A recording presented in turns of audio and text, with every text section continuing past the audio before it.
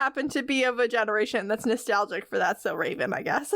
Yeah, it's true. I never really watched it because I didn't have Disney Channel back then, but same. I would have been of the age to have been watching it approximately back then, so. Oh yeah, I've been trying to catch up on some Disney Channel shows that I missed. I love that.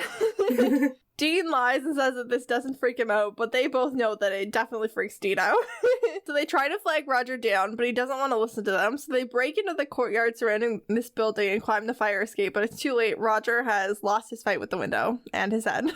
I love it when they're trying to rescue, like, really rude people. Like, screw you, I'm gonna save you whether you like it or not. It is honestly my favorite thing. Dean is the only one with the brain cell left. He has Sam start wiping their fingerprints off the railings before the police arrive. Good call. Yeah, I know. I'm like, they never do this again, and I'm always so concerned about the fingerprints because I studied criminal justice.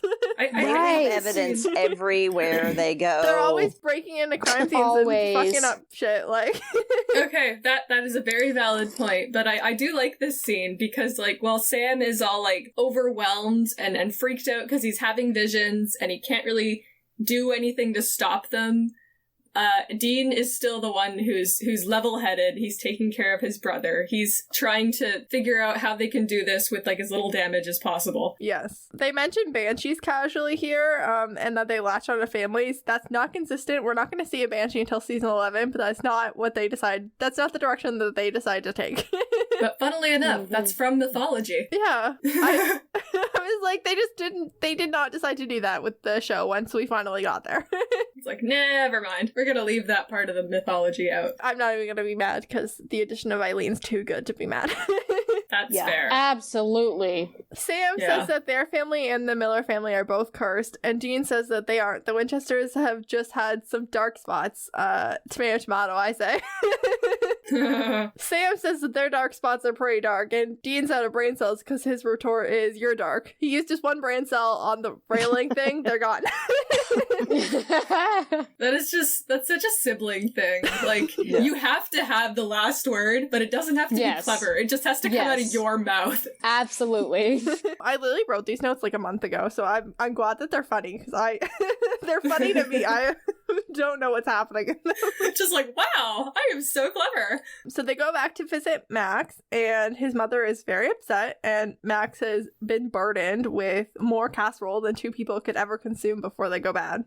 Which does leave me the question as to why there's cooking taking place later in this household. Because, like, they're just, like, bombarded by casseroles. I don't know. I guess, like, two people just horrifically died, so. Just an excuse to have a knife in the scene, I think, is the reason why they're still cooking, even though they have all these casseroles to eat. Max says that when he was a kid, they lived across town, and his uncle lived next door, and Sam asks about their life in their old house, and Max says that it was fine, normal, happy. It was not fine, normal, or happy. Heard that before. Clearly. That I'm sure that's how Sam and Dean describe their childhood when people ask. It was fine. It was normal. It was happy. Yeah. I wonder if that's why Sam just didn't give up on it and he was just like, no, there's something. Like, I don't care what he's saying. There's something. Yeah. Fake it until you make it. And he was convinced he was going to make it at some point. These are tears of nostalgia. Well, you could just read, like, his anxiety about him asking them that question. Oh, yeah. It was a lot. The actor did a great job on that episode. Yes. Yeah, What's his I name? agree. Brendan Fletcher. Thank you. Yeah. I believe he was also in one of the Nightmare on Elm Street movies. I am looking him up right now. Oh, I know his face. What do I know him from aside from this? I definitely know his face. Oh, Siren. He was in Siren. That's really good. Oh, he's in Arrow. So he's definitely like iZombie. Okay, yeah, he's like a Vancouver actor. Like Okay, yeah, so you've seen those shows, I think. He's Heartland. He was in 2 episodes of Heartland. Okay, you're definitely gonna know that. Ooh, yeah, I know him. He's a really shitty guy in Heartland. Freddy versus Jason. Freddy versus Jason. I don't like horror movies, but I did see that Yeah, on his Freddy versus IMDb. Jason's what I know him from. But I guess, yeah, other people might know that better. Okay, yeah, he's been in lots of stuff. He's a Vancouver job, actor. Fletcher. Honestly, this is like pretty close to the beginning of his career. Hot He was in garbage. Smallville. Oh, okay, yeah. And I think he was in an episode of Superman and Lois, or he's going to be. Oh, he was in Ginger Snaps Back. I love that movie. Okay, so yeah, he's been in lots of stuff. And this guy, he did great in this episode also. But yeah, he's been in lots of stuff. And there's a lot of crossover between Smallville and Supernatural in terms of acting and producing. Because I think all these people in Hollywood, like, they see people that they like. Also, Vancouver is like a small Yes. community than LA is in terms of production. So there's a lot of crossover.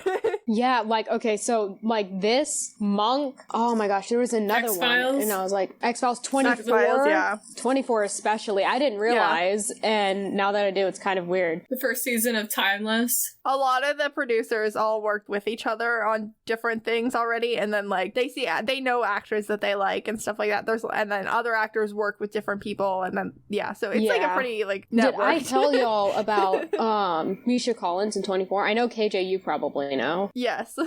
Like, Misha Collins played this, like, Serbian spy. He's actually playing a villain, which is kind of cool. But, like, he plays just this random Serbian spy, and he's a villain, and he's got a leather jacket, and he's really freaking cool, and he literally speaks Serbian. It's so weird. So I didn't recognize him when I was watching Supernatural, because I watched 24 before I watched Supernatural, and I didn't even recognize him. And then I was like, oh, Misha Collins, let me see what else he's in. And I saw he's in 24, and I was like, what? How is he in my favorite show and I didn't know?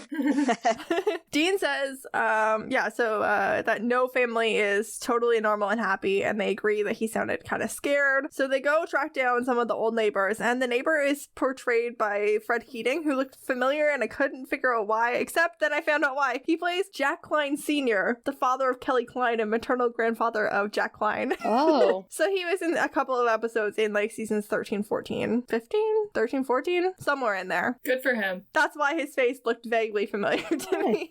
Also, I didn't know that his character was named Jack also, although I guess that makes sense. I'm sure that was mentioned. It just never really registered as a fact to me until I looked up the IMDb Oh, that's page. fair. The neighbor says that Jim Miller was an alcoholic and physically abused Max, as was Roger. So the two of them just sucked. Together. And that Max's mother is actually his stepmother. His biological mother died in some sort of accident, which is gonna turn out to be nearly identical to the death of Mary Winchester. Sam gets another headache and premonition, this time of Mrs. Miller fighting with Max and then being killed by a floating knife, because Max has telekinesis and he is out for revenge for his horrible childhood. She says that she's sorry. He says she doesn't mean it. She's only saying it now because she doesn't want to die. So it's time to debut a new segment of the podcast. I've mentioned it like way more times than I was expecting already, but as my university graduation gift to myself, I bought the box of DVDs, and so some of the episodes have deleted scenes or commentary on them, and when there's one with deleted scenes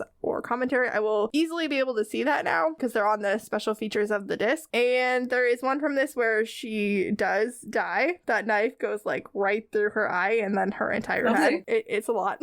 And then I couldn't really see anything much different. Sometimes the deleted scenes is actually hard to tell what's actually different. Yeah.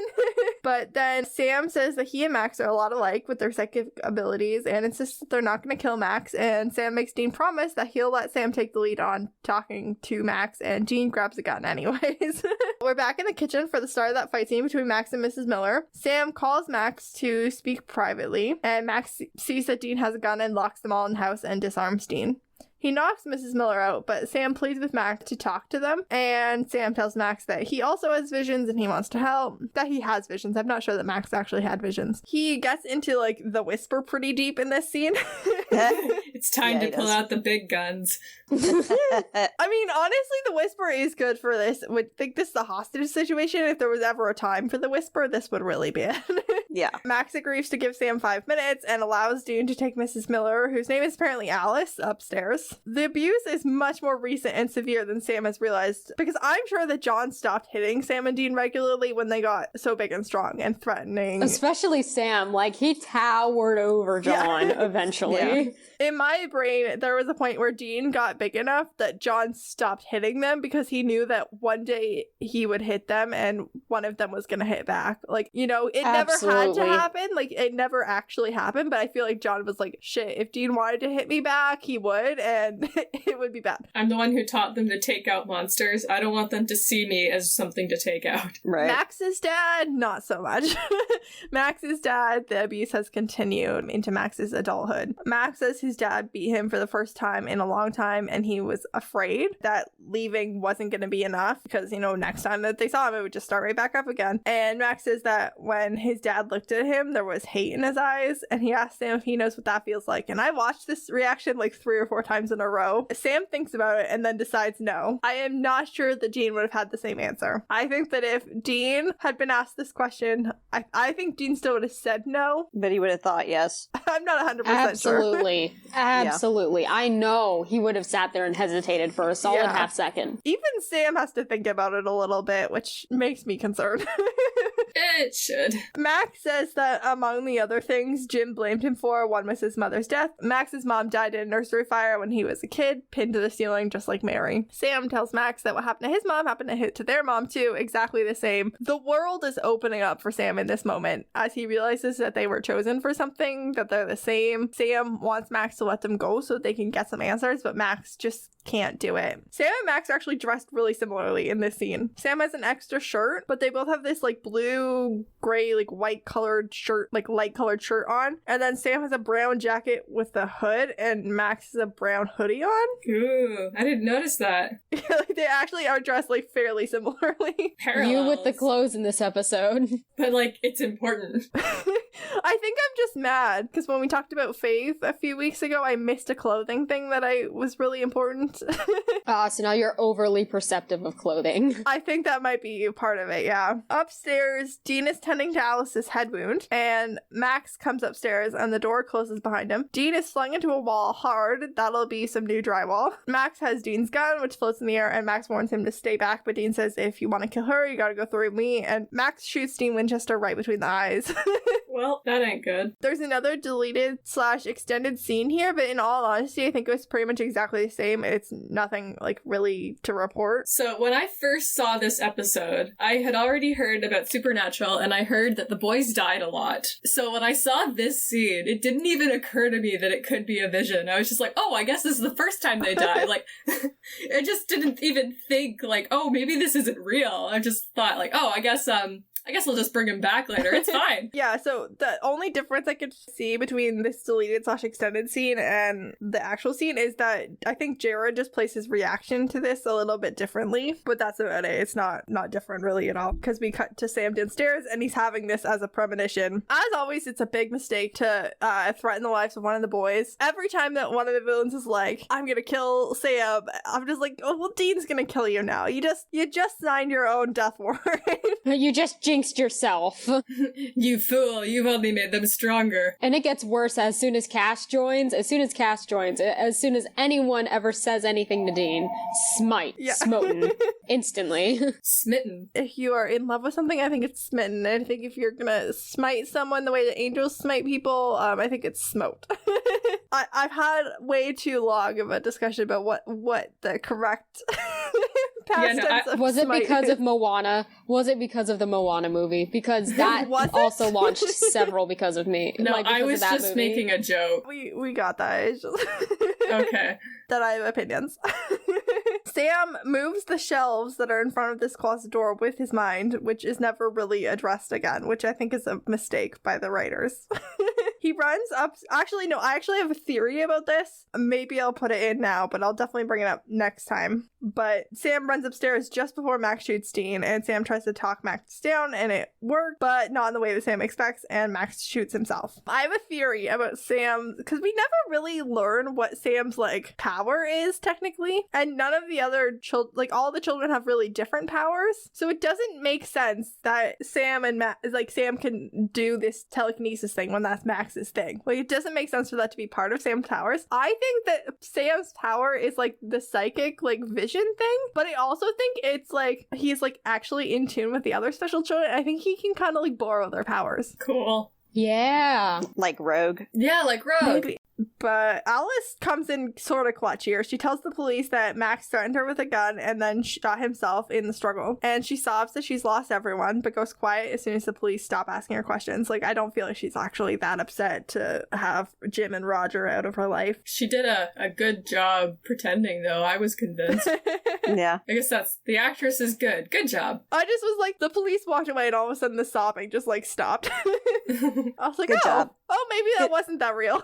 Good job, Aunt Zelda. Interesting. Yes, Aunt Zelda. Yeah, that's where I remember her from. Okay, never mind. I thought we were through. I thought.